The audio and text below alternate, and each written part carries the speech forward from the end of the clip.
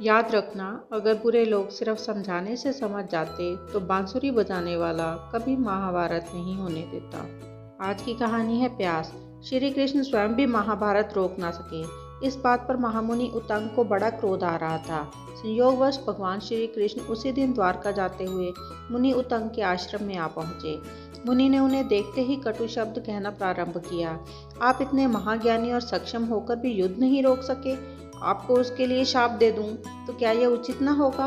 भगवान कृष्ण हंसे और बोले, महामुनि, किसी को ज्ञान दिया जाए, समझाया बुझाया और रास्ता दिखाया जाए तो भी वह विपरीत आचरण करे तो इसमें ज्ञान देने वाले का क्या दोष? यदि मैं स्वयं ही सब कुछ कर लेता तो संसार के इतने सारे लोगों की क्या आवश्यकता थी? मुनि का क्रोध शांत ना हुआ।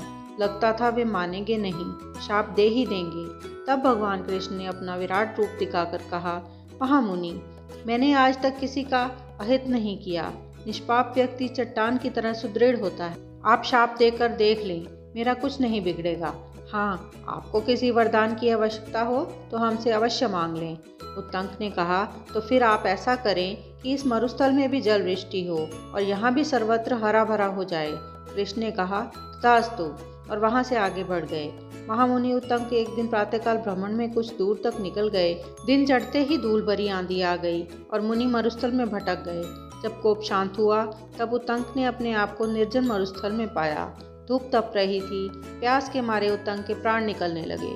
तभी महामुनि उत्तंक ने देखा, चमड़े के पात्र में जल लिए एक चंडाल सामने खड़ा है और पानी पीने के लिए कह रहा है। उत्तंक उत्तेजित हो उठे और बिगड़ कर बोले, मेरे सामने से हट जा, नहीं तो अभी शाप देकर भस्म कर दूंगा। चंडाल होकर तू मुझे पानी पिलाने आया है? उनके साथ साथ कृष्ण पर भी क्रोध आ गया। मुझे उस दिन मूर्ख बनाकर चले गए, पर आज उत्तंक के क्रोध से बचना कठिन है। जैसे ही शाप देने के लिए उन्होंने मुख खोला कि सामने भगवान श्री कृष्ण दिखाई दिए। कृष्ण ने पूछा, नाराज ना हो महामुनि, आप तो कहा करते हैं कि आत्मा ही आत्मा है, आत्मा ही इंद्र और आत्मा ही साक्षात परमात्मा है। फिर आप ही बताइए कि इस चंडाल की आत्मा में क्या इंद्र नहीं थे? यह इंद्र ही थे जो आपको अमृत पिलाने आए थे, पर आपने उसे ठुकरा दिया। बताइए, अब मैं आपकी कैसे सहायता कर सकता हूँ? यह कहकर भगवान कृष्ण भी वहाँ से अदृश्य हो गए और वह चंडाल भी। मुनि को बड़ा पश्चाताप हुआ।